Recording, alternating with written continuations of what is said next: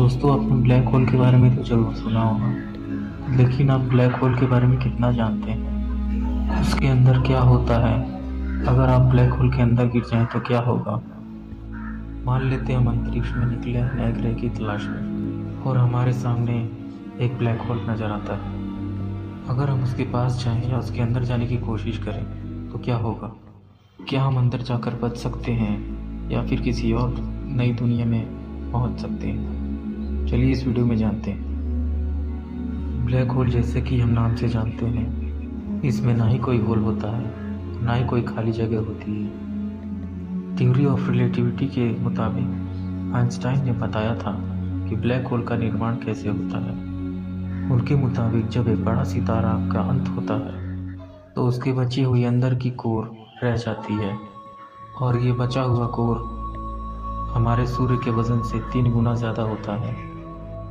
तो गुरुत्वाकर्षण बल इतना ज़्यादा हो जाता है कि बाकी सारी फोर्सेस ना के बराबर हो जाती हैं और ये कोर ब्लैक होल में बदल जाता है। यह ब्लैक होल एक छोटी जगह में समाया हुआ बहुत सारा मैटर होता है।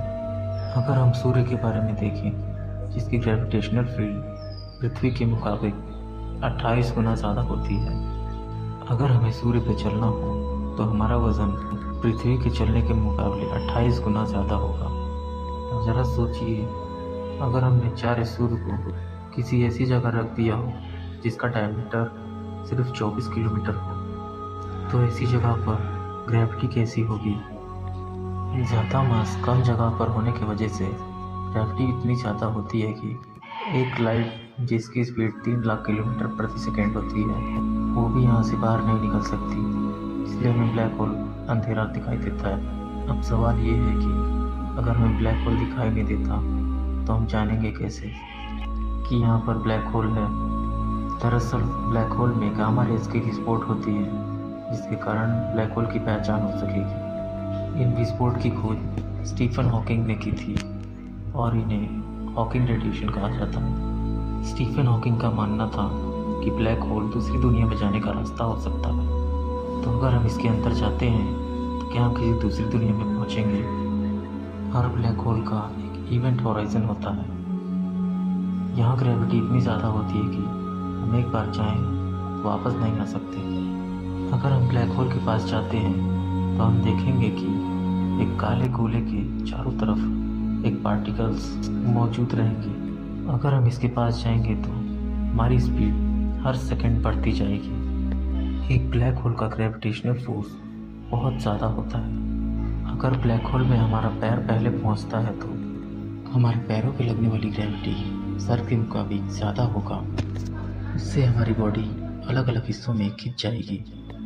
स्टेलर नाम के ब्लैक होल बहुत ही आम ब्लैक होल होते हैं। इसका डायमीटर 9 मील तक चौड़ा हो सकता है और इनका मास 20 सूरज के बराबर हो सकता है। अगर हम स्टेलर यानी कि छोटे ब्लैक होल में जाते हैं तो हमारे शरीर के अलग अलग हिस्से हो जाएंगे। लेकिन अगर हम किसी बड़े ब्लैक होल में जाएं जिसका मास सूरज के मास से 10 लाख गुना ज़्यादा हो, तो उसमें हमारे पैर पे लगने वाली ग्रेविटी हमारे सर पे लगने वाली ग्रेविटी के बराबर होगी। लेकिन सवाल है कि क्या इतना बड़ा ब्लैक होल होता है? तो जवाब है हाँ, हमारी ही मिल्की वे गैलेक्सी में ऐसा ब्लैक होल मौजूद है। हमारी पृथ्वी से 165 करोड़ लाइट ईयर दूर।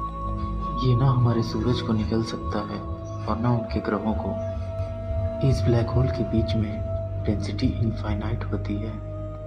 हम इसके सेंटर की तरफ खींचते चले जाएंगे और ब्लैक होल में मिलकर एक हो जाएंगे। ब्लैक होल में जाने पर हमारे साथ क्या हुआ हम किसी को नहीं बता पाएंगे। लेकिन अगर मान लेते हैं कि पृथ्वी से कोई हमें देख रहा हो तो उसे कैसे दिखाई देगा? जैसे जैसे हम ब्लैक होल में गिर रहे होंगे, उस व्यक्ति को हमारी गति धीमी और लाल रंग की दिखाई देगी। उस व्यक्ति को दिखेगा कि हम ब्लैक होल के बाहरी घेरे पर ही जम गए, क्योंकि एक ब्लैक होल में समय और टाइम एक दूसरे के उल्टा हो जाते हैं। ब्लैक होल के घेरे में समय बंद पड़ जाता है और स्पेस आगे बढ़ने लगता है, लेकिन हम ब्लैक होल के अंदर से बाहर नहीं आ पाएंगे, ना ही हम समय में वापसी कर पाएंगे।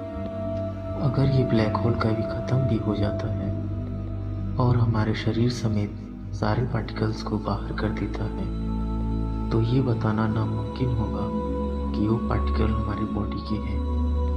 हमारे लिए ये रियलिटी होगी कि हम ब्लैक होल में गए, लेकिन देखने वाले को लगेगा कि हम ब्लैक होल में गए ही नहीं। ब्लैक होल के घेरे के बाहर से ये कह पाना नामुमकिन है कि वहाँ कोई ब्लैक होल है या नहीं, जब तक हम ब्लैक होल के अंदर ना जाएं।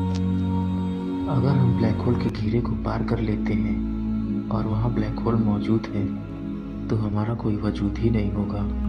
लेकिन अगर वहाँ ब्लैक होल मौजूद नहीं है, तो हम अब भी जिंदा हो सकते हैं किसी और दुनिया में। ऐसा कोई रास्ता नहीं होगा जो हम वापस अपनी दुनिया में आ सकें।